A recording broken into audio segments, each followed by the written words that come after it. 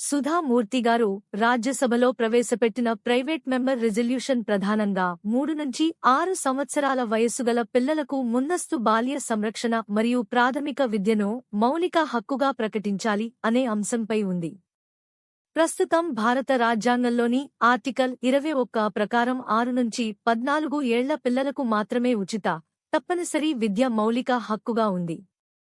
అయితే చిన్నపిల్లల మేధస్సు, శారీరక మరియు భావోద్వేగ వికాసం ఎక్కువగా 3-6 ఏళ్ల మధ్యే జరుగుతుందని పేర్కొంటూ, ఈ దశలో నాణ్యమైన విద్య, పోషణ, ఆరోగ్య సంరక్షణ అందించడం అత్యంత అవసరమని ఆమె తన తీర్మానంలో నొక్కి చెప్పారు.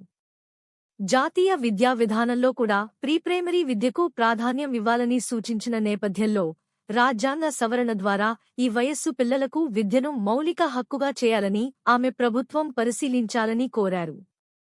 ఈ తీర్మానం చట్టంగా మారకపోయినా ప్రభుత్వం మరియు పార్లమెంట్లో ఈ అంశంపై చర్చ జరగడానికి, విధానపరమైన మార్పులకు దారి చూపే ఉద్దేశంతో ప్రవేశపెట్టబడింది.